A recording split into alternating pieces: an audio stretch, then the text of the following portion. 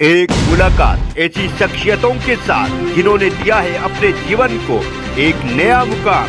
रूबरू कराएंगे ऐसी कुछ हस्तियों के साथ एक खास शख्सियत के साथ मुलाकात। जयदेव पटेल के साथ नंबर 1 इंडिया न्यूज। नमस्कार व्यूअर्स, मैं जयदेव पटेल और आप देख रहे हैं नंबर 1 इंडिया न्यूज। आपका एक बार फिर स्वागत है एक खास शख्सियत के साथ मुलाकात प्रोग्राम में। आज हम बात करेंगे लोकसभा स्पीकर को लेकर के पक्ष और विपक्ष जिन्होंने अपने अपने कैंडिडेट उतारे, लेकिन एनडीए के उम्मीदवार ओम बिरला के पक्ष में ज्यादा संख्या बल होने के कारण उनको लोकसभा का स्पीकर चुन लिया गया। और इसी के साथ साथ अरविंद केजरीवाल जी ने की तरफ से आज सीबीआई ने एक बयान जारी करते हुए कहा कि अरविंद केजरीवाल का कहना है कि कहीं न कहीं आपका जो नीति बनाई गई उससे उनका कोई लेना देना नहीं है और एक तरफ से उन्होंने कहीं न कहीं किनारा कर दिया है। तो क्या इसके लिए सिर्फ और सिर्फ मनीष सिसोदिया जिम्मेदार है? इन तमाम बातें लेकर हमारे साथ खास मेहमान है राजनीतिक विश्लेषक संजय उनियाल।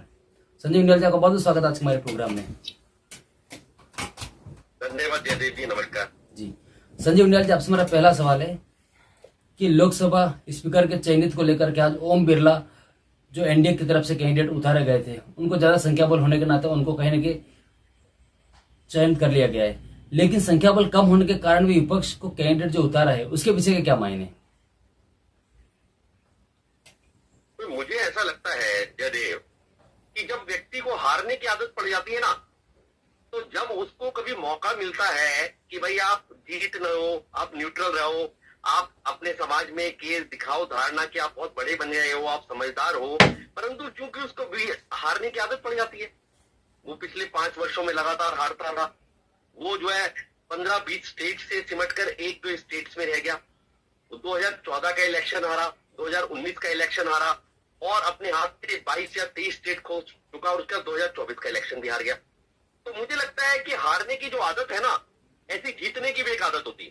तो मैं ये नहीं कह रहा कि भारतीय जनता पार्टी को जीतने का अभ्यास हो गया है, आदत पड़ गई है, और कांग्रेस को और ऑपोजिशन को हारने की आदत पड़ गई है। अभी जुम्मा जुम्मा तो आप हारे हो, 99, 98, 97 सीटें लेकर टुलटुला रहे हो, और उसके बाद भी आप क्या हारने, क्योंकि आपको हारने की आदत पड़ गई। आप बोर्ड पर देखना चाहते हो कि हम हारे। अरे लोगों के सामने अपना एक शक्तिशाली, आपने एक अच्छा परिचय दिया इलेक्शंस में, जहां आप सोच रहे थे 20-25 सीटों के साथ आओगे, वहां आप 99, 98 सीटें ले आए, जबकि बहुत पीछे रह गए। परंतु अगर आपका बड़प्पन इसमें निकलता कि जो कि एक टेस्टेड रूट है लेजिस्लेचर का, स्टेट्स में भी ऐसा है और सेंटर में भी ऐसा है कि जिसकी सरकार रहेगी स्पीकर उसका रहेगा, और संख्या बल आप उनके सामने कहाँ हो। तो आपको क्योंकि ये दिखाना है लोगों को कि हम हारने की आदत हो गई, हम आदतन जो है पिटे हुए, लुटे हुए, हम इस तरह के प्रतिद्वंदी बनकर रह गए हैं। तो वही ओवर इंथुजियास्टिक होकर आपने कहा नहीं जी हम तो अपना कैंडिडेट खड़ा करेंगे, तो देखो उनकी खाई, ओम बिरला जी फिर चुने गए, चुनना ही था। संजय उनियाल जी, अब मैं बात करता हूं सेकंड क्वेश्चन की।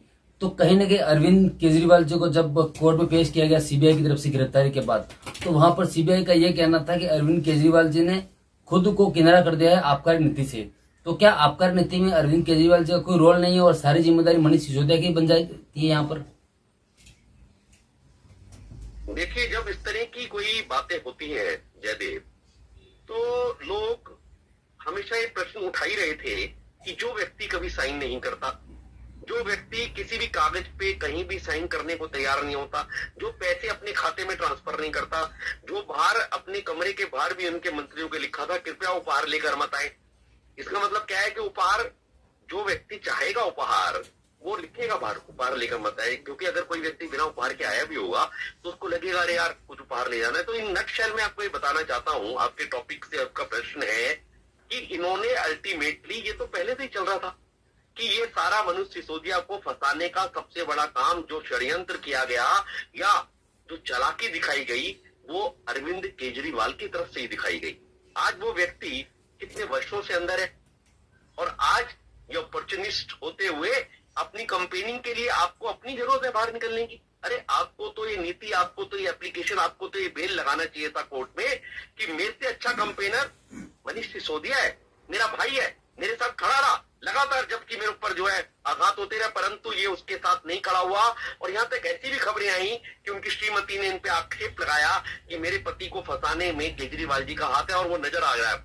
जब सीबीआई ने पूछा बैक टू बैक, जब ईडी के उससे आपको लग रहा है कि आप थोड़े बचने वाले, जबकि कहां बच रहे हैं। सुप्रीम कोर्ट से आपने बेल एप्लीकेशन वापस ली, राहुल रेवन्यू कोर्ट ने आपको दे दिया था बेल, आप बिना सुने ही दस्तावेजों को हाई कोर्ट ने स्टे लगा दिया डिटेल ऑर्डर के साथ, और सुप्रीम कोर्ट ने इनको दोबारा भगा दिया था कि आप बुधवार को आना, और वहां पर भी कोई सुनवाई नहीं हुई। अब in the mean time CBI का एक और शिकंजा इनके ऊपर फंस गया और इन्होंने बिल्कुल हाथ खड़े कर दिए कि मैं इसके बारे में नहीं जानता, मेरे संज्ञान में ये नीति नहीं थी। तो ये अपने आप में बताती है कि इसके लिए डायरेक्टली इन्वॉल्व, डायरेक्टली रिस्पॉन्सिबल मेरा भाई, जिसको मैं भाई कहता था, मनोज सिसोदिया है। मनीष सिसोदिया ने ही सारा कांड किया है जी। लेकिन कहीं ना कहीं संजय उनियाल जी, इसको लेकर के अखिलेश यादव समाजवादी पार्टी के जो प्रमुख हैं वो हमलावर है। उनका कहना है कि बीजेपी और एनडीए को एक डर है कि कहीं ना कहीं अब अरविंद केजरीवाल जो है बाहर आने वाले हैं, और इसी के डर की वजह से उनको राजनीतिक साजिश के तहत फंसाया जा रहा है, और इस तरीके की लगातार उनको ईडी से सीबीआई से ईडी बार बार गिरफ्तार की जा रही है। कोर्ट्स में ऐसा नहीं होता है। जैसे मैं एडवोकेट हूं तो मैं जानता हूं कि यहाँ पर ऐसा नहीं होता।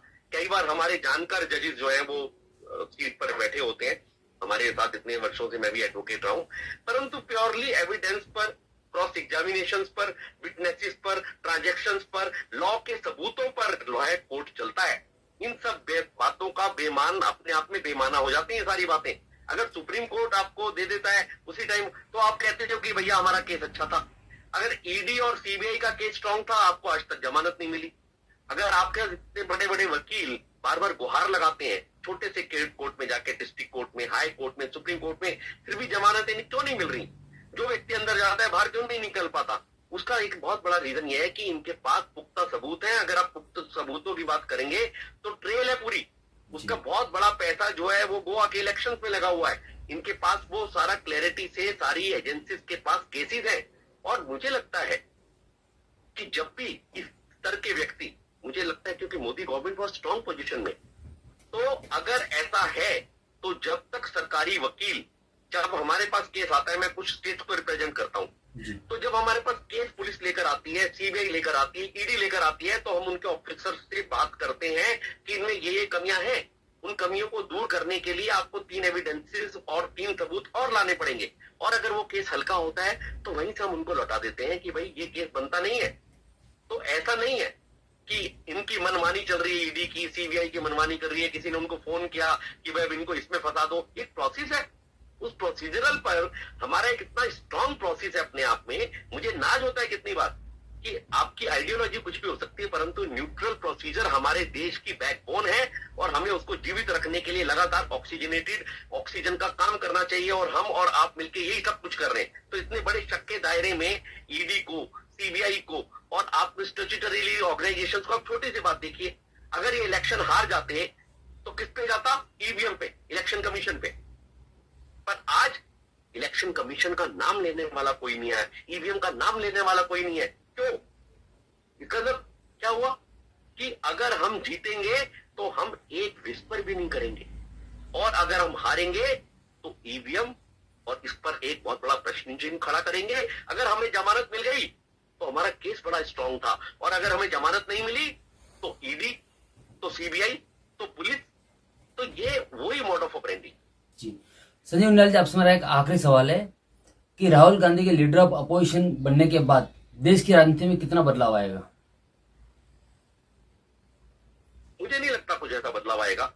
जो व्यक्ति अंदर बैठकर आंख मार सकता है, जो व्यक्ति अभी जुम्मा एक बड़े विधेयक को प्राइम मिनिस्टर के सामने 543 एमपी जाए, he was a simple MP, उसके सामने उस विधेयक को फाड़ देता है।